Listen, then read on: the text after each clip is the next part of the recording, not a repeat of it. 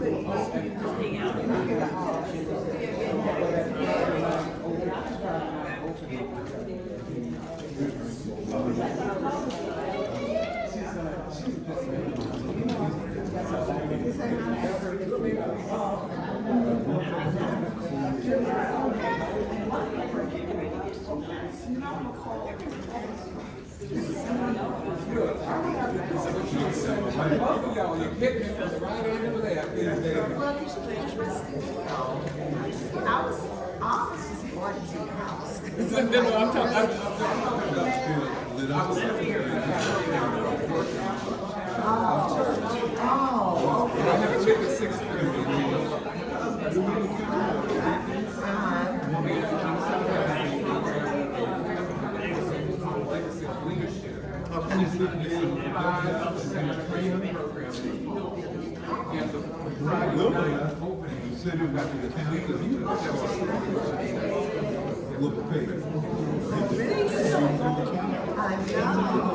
Now, what's your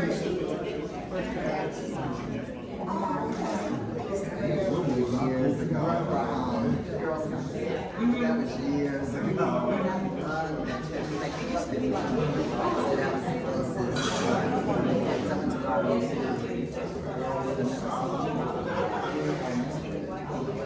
And they out there trying to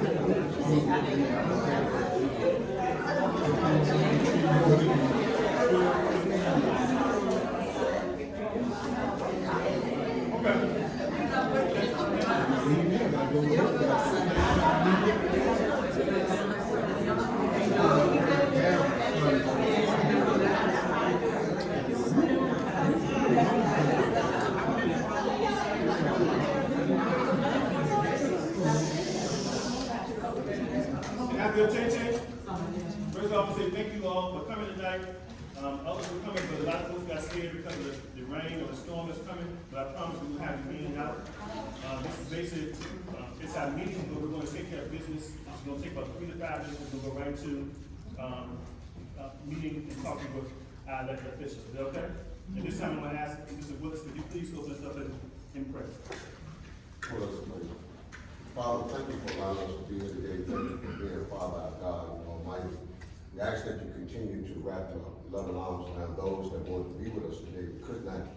Bless those that are here today that have assembled and enjoyed us, Father. We also ask that you continue to bless, not continue, but to bless the food that has been prepared. Although we have started eating the bills, we see that the meatballs and the macaroni and cheese, all that stuff look real good over there, Father. Devil eggs almost gone, but we know that make you more anyway. So Father, just bless us going in and coming out. In Jesus' precious name we pray. And all those that love the Lord, say amen. Amen. Amen. Amen. The first vice president of your children. All right. At this time, we're going to elect delegates to the National Convention for the members only who's in here. For members only, and I understand that quite a few people are going to join, and we thank you for that. But members only will take a vote on delegates, and I believe we have a total of how many delegates, Madam Secretary? And how many alternates? Is it 8 and 8 or is it 6 and 6? 8 and 6. 8 and 6, okay. Delegates. How many delegates are we allotted?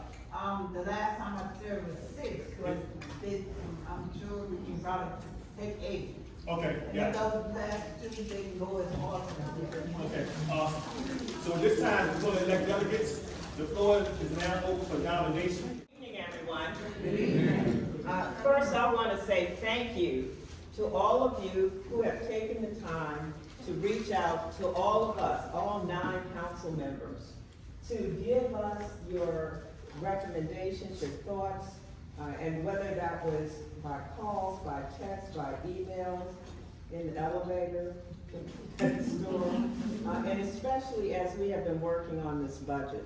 It has been quite a process, but we, on yesterday, actually voted and approved the budget. And so hopefully our board, just a statement, and this is at a very high level, but what I'll do, because we'll have booklets prepared that goes in terms of very micro. This is macro. This is $3 billion as you look on the budget and generally everything that this was spent in. You get some sense of how much is being invested in the water treatment plant. You know, we've had a challenge with that. And so we have to make sure we don't revisit that kind of crisis that has impacted residents as well as businesses. And so you can see that investment. Richmond Public Schools, we had to pass, and Dr. Sean Muhammad will talk about that. But we had to pass the budget for schools, and we had to do that by the 15th, and we did that last evening. And so far, with the additional $9.6 million that was in the mayor's budget, $77,421 is the amount in terms of total local funding. And then there's also state funding. Then infrastructure. You get some idea there. And again, this is at the macro level, but I will bring back the specificity so you can say, well, how much in which district is, going to occur? How many of you participated in the, providing information on the, people's budget? And so, for each of the 9 districts, there were items identified that then there, were votes on those items. And so the total's $3 million. And so the way that we were able to make sure that those things could happen, the administration had already put in to the budget CIP a lot of that. So we could go and say, well, this amount is sidewalks, whatever. So that pot of dollars, that amount can be used towards that. So between what was already budgeted and adding a little more, we were able to make sure that those requests could be honored. And so now it'll be important for us to do the crosswalk and the follow-up to make sure that they happen. And so that's part of the work for staff. Affordable housing, we have a housing crisis. We need to increase the inventory of quality, affordable, accessible housing. And so you'll see here the investment of the city over the next 5 years in terms of $50 million. But we have other challenges. For me, when we talk about housing, I talk about getting people under roof, straight up to getting people into, if their preference is to rent or to own. And that's full continuum. And so we have to put money in for the weather shelter, for eviction diversion, because we don't want families to be evicted if we can provide the supports for them to stay out. And then investing money in terms of just construction of new housing. And someone said, well, how do you get developers to buy into that? And so I said, if you're building in the 7th district and just about every other district, have the conversation, where's the community benefit agreement? In that agreement, I'm asking how much of the housing will be affordable. They didn't create the situation we're in, but I'm asking them to partner with us. And I'm not asking them to do that without some compensation. And so we have some tools in our toolkit, performance grants, abatements. Sometimes we'll cover the infrastructure or things, but we have to get to the place where we have more housing. Then you have our mobile homes, and so there was a lot of discussion last evening. There's $800,000 in this year's budget that will be rolled over, utilized for the renovations at those mobile homes, because some of them are truly falling. I want to make sure that where people live is where I want my family to be. Just that simple. And so we have to work on getting even more resources. And so know that while we've addressed some things in this budget, we still have more to go. Parks, recreation, etc. How many of you 7 districts? Oh, okay. I've looked this one. So in terms of parks, recreation, some big ticket items, Love Steel coming online. But on the south side, how about the new center that you have over there? T.B. Smith. Exactly. So we're looking at, and recreation would be great by itself, but these centers are hubs. They're centers that have co-located services that are easily accessible to the community. So it is both ends. We want people to be able to record, because that keeps us from, well, I'll talk about myself, the extra BMI, that I have right away, you know, so you want the recreational part, but you want people to be able to easily access services, health services, mental health services, job services, those kinds of things. And so those centers came along with that. In addition, compensation for staff, I don't know if you know, we entered collective bargaining starting last year with 3 bargaining units. There'll be 2 additional bargaining units coming on in this new year. So there'll be 5 unions that are representing employees through the collective bargaining process. And so there's still more work to be done because we have some folks who are working on contracts. And they are not getting the minimum wage that the city has earmarked for employees of $20 an hour. So we've said, administration, we need to look at that. Tell us right now you're contracted. But look, there's another option you can hire. Tell us whichever is the most viable, cost-effective option, but still gets us to the minimum wage we're looking for the workers. And so they can do that. So, and come back to us, not next year, this year, and with a plan of how we get that underway.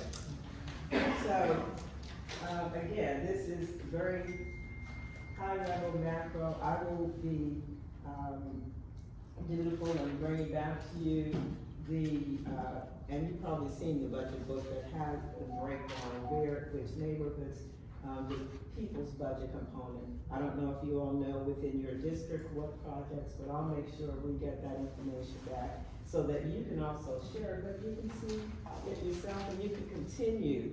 Let me say, you can continue to get feedback. Now, I've been stopped in a lot of places. I think the most interesting one was the sanctuary, you know, the atrium in my church, but it's all good, you know, and that's okay. You know, that's okay. I want to hear from you and to drive what's happening in the city. You know, it's not something what Cynthia thinks is a good idea. I got elected to represent almost 25,000 people in the district. We represent almost 250,000 people in the city. Places to avoid. Okay. Richmond, Virginia. All right, places to avoid. That's not Richmond. Richmond is the go-to city. We have, let me say, we have, challenges, but we're an extraordinary city. Hands down. We're a foodie town, we're a festival town. We have a lot more development to come online. We have a gallery district that will be coming online, et cetera. So I think I'm supposed to be brief, which I'm not noted for. I'm gonna go on and admit that. But since this is at such a macro level, I'm just going to go on and just commit to coming back with the documents that give us really the breakdown. Okay? Thank you. Thank you. And I just want, yes, ma'am. Well, can I ask kind of a macro level Yeah. question? Just two line items, one being economic development. Yes. Love Richmond, but I moved here, wouldn't change anything. But, can you just talk a little bit about funding for economic development and maybe future things that, city council's told me to bring online? And then, also just quick high level, infrastructure, IT, technology. It seems like the systems, the city's systems lag other major cities, so just quick Sure. line on those. So just starting from the last one, finance has been an area which some of you, okay, so you know, the software. Let me talk to you after.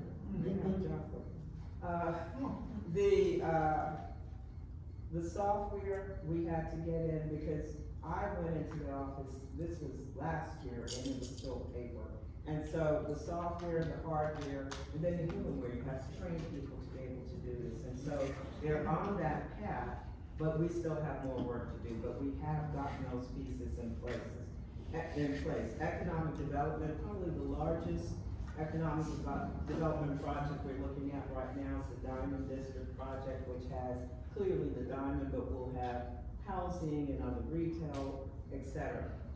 We have to have more economic development projects in the city, because I'm hopeful to be able to come one day and say, it's not 120 for the real estate tax rate. It's 1 or less. But you can't, but you can't do that unless we have resources to address that. And so, the Coliseum is an area we have to look at. We work with DCU in terms of the safety building. So, we have more work to do, but we are looking at options because we know we have to have more economic development in the city. Okay. Before you take, let's get Dr. Harris Muhammad up there, and then we'll ask questions. Okay. Okay? Thank you. We'll bring Dr. Newby up. Ms. Francis. Tough act to follow. And before you speak up, I do want to recognize the president of SCLC, Bill McGee, who's also in the back. Please stand, Bill. Dr. Muhammad, please proceed. Thank you. Good evening, everyone. Being here this evening reminds me that I need to make sure my dues are paid. That was one of my questions. Yes, I need to make sure my dues are paid. My grandparents wouldn't have it any other way. So I'm your school board representative for the 6th district. How many of you live in the 6th district? The south of the James or north? Very good. So update on schools, and I hate to start this way. I don't like to lead with this, but as you know, we are grieving the loss of a senior, John Marshall student, passed the early hours of Mother's Day.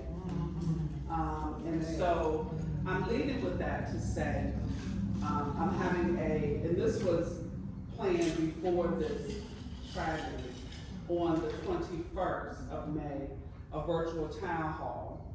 And I am going to talk about during that virtual town hall, some safety measures over the summer. It's hot. It's been hot since March for real. And we are going to have some courageous conversations with our caretakers and our parents and our guardians using our soft skills. We're going to have to do some things different. The virtual town hall is not a place to judge and say what could have done, why. We're not going to do that. But what we are going to talk about is what is it that we need to do different from the educational standpoint.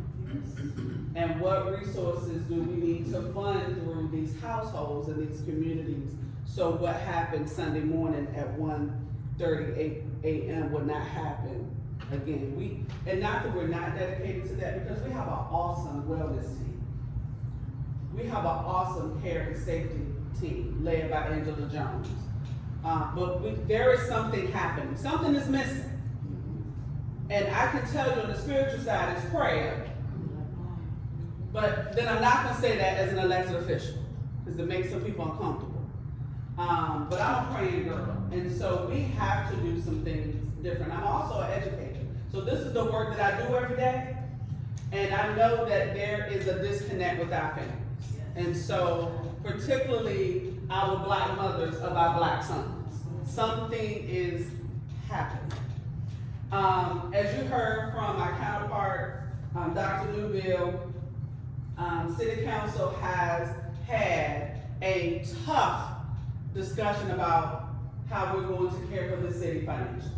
That includes schools. And so I'm always a realist, right? And I always say, this is how my grandparents raised me. If I give you $1, I need to know what you're gonna do with it. If you haven't told me what you did with that $1, then you're not gonna get $1 tomorrow. So talk to me about what you did with that $1 today, right? I have always been a school board member. My stance has never changed. We need to communicate to City Council what we do with the money they give us. And we need to identify in every area, every line item, what we're doing with the money. That's a valid question. Again, this is the work I do. So they have graciously funded us with $9.6 million, and we are going to have to be stewards of the money that they give us, on top of the state and federal funds that we're going to receive now. I don't know what federal funding is gonna look like. in the workplace where I work and where I serve as a school board member, because tomorrow anything can happen. But what I do know is that they can't cut it. They cannot cut the hearing and deaf funding. They cannot cut our free and reduced lunch program. They cannot cut our IDEA funds. They cannot cut Title I, Title II, anything with a title in front of it. Trump, Musk, I don't know. Anybody else cannot cut. Congress can only do that. So when all of that conversation came about reducing or removing federal funding for schools, and I'm just sitting there like, I'm not gonna panic because I know they can't do that. So that's why factual information has to come out repeatedly, all the time about what can and cannot happen. We had teachers emailing us every day, all day about, are we gonna lose our job? That is not a space that you ever wanna walk in, it's a space of fear. And so that's why consistent, actual information needs to go out to people so they can understand what the President of the United States, whatever side you stand on, can and cannot do without Congress approval, okay? One of my hopes and things that I will be continuing to work for as a school board representative is we need up to par buildings. Our students deserve to learn in a building where the HVAC smells real good. Y'all know what I'm talking about. That good old air that come out. I'm serious. I'm a country girl, Cooper, Virginia. A well saved me. That good old well. Our students deserve to go to school in a building where the lighting is top notch. They deserve to be in the building. All of us want that. City council, the mayor, the superintendent, and I know all of you want it. So we have to work towards that. What do we do to get them in there, in those type of workspaces? Because where you learn does matter. And the type of building where you're educated does matter. Our teachers deserve that. The other focus that I've always had and will continue to have is educational equity and educational justice. How we discipline our students with consequences matter to me. Suspensions is not always the answer, because what do you have set up for them when you suspend them? What is for them at home? It's easy to say you have 10 days with services. Well, what are you doing with them for 10 days? What's gonna happen with them in 10 days? The third thing that's close and dear to my heart, because I was almost this child, is our unhoused. We have over 650 families that we know of. That's what we know. That's unhoused or homeless. That's a problem. Because with those families, they have children, right? I also believe, many of you may remember back in 2015 when I was on the board then, I did a town hall about human trafficking. We are the middle of that corridor. We want to accept that or not. We are. It's happening. And they prey on our families that are homeless. We are doing a lot of great things. One of the things that has come out today that I want to share also, and this is not to bring any fear, because I don't believe in walking in fear, I believe in walking in favor, is that it has been passed that as a part of students, it's a law. It's a law. It's gonna be on the news, I'm telling you. That when they take their SOLs in, their standards of learning assessments, that now it's required that 10% of their grade comes from that SOL score. So if they fail the SOL, they're gonna fail the class. That's a problem for me. That's a problem for me. That's a whole problem for me. I'm with you on that. I am with you, my sister, get rid of the tax or do something different, right? But we have a new accountability system. And now you're telling us, as educators, that that we have to assign 10% of their grade to this SOL test, and you don't provide us with the support or the resources or the human capital to make sure that that doesn't happen to our black and brown kids. Northern Virginia ain't gonna have a problem with this. Virginia Beach is not gonna have a problem with this.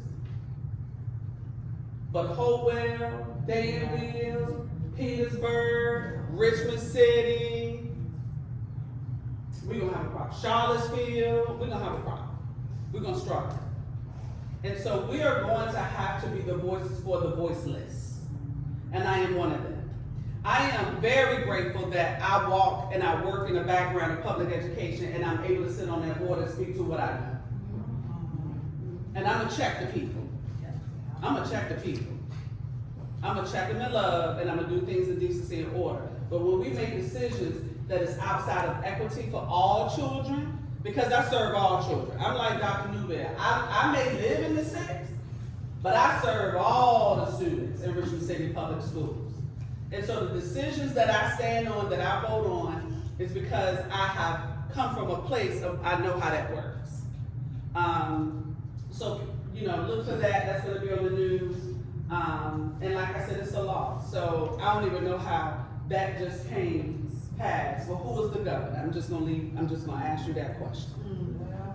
And which leads me into, I don't know which side you stand on, but you gotta make sure you take 10 people with you to vote. Yes. Because we are in serious times. All skin folk and kinfolk. I'm just being very honest with you. So don't allow the skin of anyone to deter you from reading the facts about that individual. And that's real talk. And I also want to take this opportunity, if I may, Mr. President, is to share with you, many of you may know this, but my nonprofit does a back to school rally every year, the first Saturday of August. It's August the 2nd. I would love to see members of the NAACP there with a booth to register people to vote. It's done. Done. We gotta do that. And also work with me to make sure that we have spaces for you in our high schools to register our 17-year-olds and our 18-year-olds. So many of them not registered to vote. It really is a lot of them not registered to vote. And they, we gotta make sure that happens. We're not asking them who you voted for, baby, let's get your vote. Right? Because they're gonna go home and say, I registered to vote. They get excited about that. So let's make sure we can make sure that happens in our schools and also at my back to school rally August the 2nd, which is gonna be at John Marshall in the gym. We are partnering with RPS Summerfest again this year, so I hope to see you all there. Mr. Minor said, consider it done. Thank you so much. I appreciate that. But we need to have someone there registering our young people, not just our young people. You will be amazed at how many people come and they're not registered to vote. So, are there any questions for me? I tried to hit some things that I thought were important and quick summary. Councilman Newman has a question.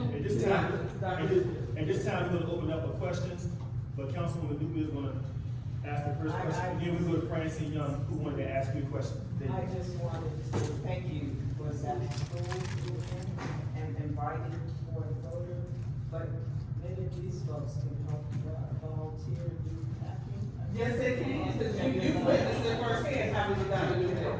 So you might want to extend that invitation. Absolutely. So we stuffed the backpacks. Our kids have clear backpacks now on the Wednesday and Thursday leading up to the rally. I make sure you all have that information. I also feed our volunteers, pack the stuffing night, we call it the stuffing party, and the day of the rally.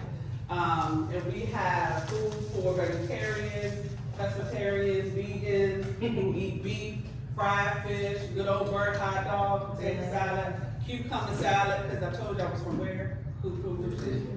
So then that is a place. So we learned how to eat real good in Virginia. So yes, that Wednesday and Thursday, which is I believe July the 30th and 31st, we would be stuffing the backpacks at John Marshall High School in the gym. And if you do come, reminders will go out, I make sure I share them with Katina Harris, so she can share, she's always there. And Dr. Luba, thank you for always coming when you can and support. It is, you truly see the need of our families, and they don't always look like us. I'm just being very honest with you. So, it's an experience, it's a party that we have, and we love on people, because I believe in that. I was one of those people, that's why my grandparents had me. My home wasn't always the most stable environment for me to be in, and my grandparents, took me to make sure that I could have a more stable life. And if it wasn't for them, I wouldn't be right here, right now. And so I needed them at a time in my life. And so that's why I give back the way I do. Yes, ma'am. Do you have a steering committee that works with you as you plan? I have a board. Because I know that when I was in office with the 5th district, our district in particular, we worked really, really hard in terms of transportation. And we went in our district and we worked with GRTC bus, and we picked up mothers and children and brought them to the location. So I'm asking the question, on your steering committee, do you have, I guess, do you address that kind of thing? We do. Because with the all the way over there at John Marshall, and if we're trying to make this a citywide thing, there's gonna be some folks that cannot get there. We do. I worked for RPS and have for years to get families. Even when I wasn't on the school board, I always kept a connection. When Felicia Cosby was on the board, she always made sure that that was set up. And then, you know, of course, with me being back on the board, I have that direct contact now. And we do, last year we did, and I have my riders, Mr. Willis has been there all over the city. They could be in the second, they could be in, because there's poor people in the first, don't get it twisted. There's poor people, there's people that live in poverty in the second. It's not just the 6th, 7th, 8th, and 9th, as the misconception is laid. So we go all over. This year we just on the north side of John Marshall. Last year we were at MLK. The year before that we were at John Marshall. The year before that we were in the 8th at Liberation. Do you use school district transportation? We do. Okay. We do. Yes, ma'am. Yes, ma'am. Bill McGee? Mr. McGee, how are you, Mr. McGee? Don, how are you? I'm good. All right. Now, I'm gonna try to do the best I can to follow JJ's rules. But you know, I was an administrator for 20 years with Richmond Public Schools. Yes, you were. Due process was always one of the things we were told we had to follow. That before we disciplined the teacher or the staff members, we had to go through the process of letting them make a statement, letting them write what happened, and getting that information. I know you can't answer human resource questions. I know that can't be discussed. But we need to understand that Richmond has always had a shortage of bus drivers. And also, you need to understand that, in my case, SCLC has always stood up for organized labor. So, in this case, I guess what I want to know from you is there a decision pending? Are you all revisiting the RPS 5 decision to terminate those 5 people? We're having a conversation. That's what I can say. All right. We're having a conversation. And if those who know me know, I have conversations. So, let me just say also, I'm sorry, I want to commend you for the statement you made about not rehiring or not extending the contract to Superintendent Cameras. You were the only one that had the moxie and the fortitude to speak your mind and tell the truth. So I think we should commend you for that. Whatever side you're staying on, I'm staying on right. Yes, sir. Mr. Ma'am, are you saying that it's legal to actually have those kids fill out these voter registration forms at the school? They can. Yes.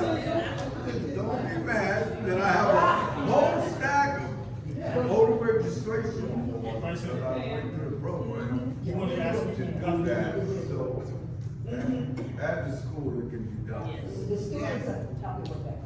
Absolutely. And if someone tells you that it's not, I need you to call me. They don't tell us. Okay, good. Okay, good. Francine, you want to ask Dr. Luba a question? Yes, and it was kind of twofold. Okay. Well, we know how to tag team. In terms of economic development, I want to know in the process, because as I'm listening to all that stuff, it just keeps popping up in my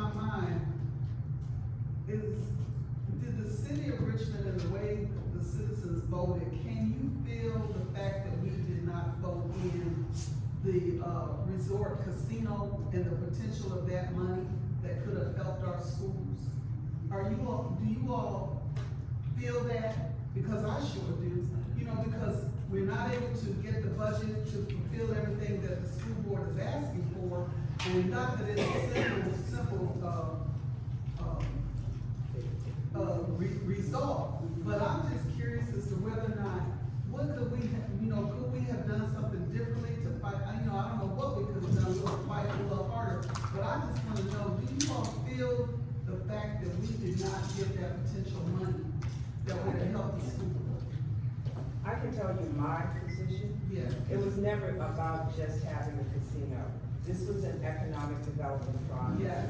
So one of the components was the casino. Yes. But there was housing, there were employment of businesses, that would have impacted green space, et cetera. Jobs. Yes, jobs, small businesses, student opportunities in terms of internships, apprenticeships, et cetera, et cetera. So for me,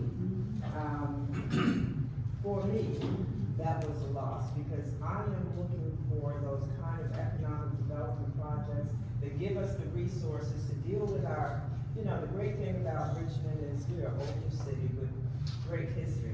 But that's a challenge. We're an older city with great history, with old infrastructure. Yes. And so those pipes those things have to be upgraded. And so unless you have resources coming in, and everything is going up, and also to keep up with the kind of salaries we need to pay our staff so that they can have living, all of that is driven by either have economic development projects. I'm not trying to drive folks out of the city because the real estate rates are, for the last year, we did a 4-cent rebate, which took it down to the equivalent of 116, but that's a one-time thing. So we have to have economic development projects. And so I'm constantly looking at that with economic development into our EDA, as developers come in, but we have to make sure that it is in the best interest of the city of Richmond at the same time. And the community benefit agreements that go along with that has the kind of impact so that we have the kind of schools that every one of our children deserve to be in. I have a school that's over 100 years old. That's just in my district, that's across. Now, I do have one of the newer ones, Henry L. Marsh, which is extraordinary, but we need more of them. I'm sorry, let me stop right now. Next question. Dr. Muhammad and Councilman Dube, I do want to say that, what my little cousin is, who's been cussing me out every day for the past 5 years or so, I wanted he wanted to join. So please use him to help you out with the back. Absolutely. And he can also get you a ton of volunteers. His name is Larry. Thank you, Larry. Thank you. I wanted to, just share my response very quickly. I've learned not to miss something that I don't have. But, there are some opportunities that will fail, and I want to share this. I learned one thing, about, going through life, having challenges in my life. Messaging matters. I think the focus during that time of the campaign for the casino was made about public education and not the broader scope of what the city needed, right? And so when you have people who don't believe in the work of public schools, they did not see the sight of supporting something bigger than public schools. That project was bigger than Richmond City Public Schools. And so the messaging was lost in that. Let's keep it at 100. The messaging was lost in that. And I'm a public school educator. And I'm just being honest. the real truth is, people who don't look like you, don't like us, they want to kill it. Any more questions? And they vote, that's right. They vote, and we don't. Any more questions for Dr. Dube and Dr. Harris Muhammad? Any more questions? I'm sorry, Katina knows how to reach me, Mr. Willis, Mr. Minor, I saw Vanessa, they know how to reach me. Larry, I would love to have you at the back to school rally. I can put you on the grill with my husband. But thank you all so very much. Know that I appreciate you. Yes, sir. I'm sorry, who is actually responsible when it comes to making a decision on building a school or not building a school? It's a joint communication because I'm going to tell you, every public school in Virginia is dependent, so we're dependent on our main funding source. We may want it, we may control the process, but we have to tag in, we have to bring in our colleagues on the city side, because guess who's gonna pay for it? They are. So they have to be at the table. I'm a woman of wisdom that believes if you're gonna ask somebody for some money, then they need to have some input of where that money is funded to. That's just me, that's how I was raised. City It's council. both and the schools. Only one that could have been responsible for building one more school outside of MLK and. They're not the only one responsible, there's more. Yeah, we look at what we get from the state as Mhm. well. Yeah. That's very questionable right now, with Project 2025, in terms of anything trickling down that will allow us to expand. But yes, our kids, all of them, not some, deserve the best. And so we're always looking for Yeah. options and opportunities, so. And we're not the only, listen, to close this out, the center of this is the local composite index. The LCI is where it starts. So we need to continue to have conversations around the LCI, because state funding is only but so much when you're one out of 131 school divisions. Sure. So, But that's where your voices will be critical. Every year, when we send over our legislative agenda, asking to have the LCI looked at, when it has Fairfax looking worse than us and getting more dollars, that's a problem. Makes it look so easy. That's a problem, and so we need you, once we've sent over legislation, going with us over there to advocate and bring voices our kids deserve. Well, I don't want to take a lot of time on that, but most of us grew up in a school, I think, that elementary, kindergarten, middle school, all was in one building. I'm asking, is that such a problem that can't be done again to alleviate having so many buildings to have one complete school system? Again, we've done a lot of things. downsizing, that's a conversation that starts with the school board. Sure. Downsizing, and I'm gonna tell you. And I'll be at your next meeting. Thank you. Sylvia. Dr. Muhammad? Yes. Sorrel? Yes. Dr.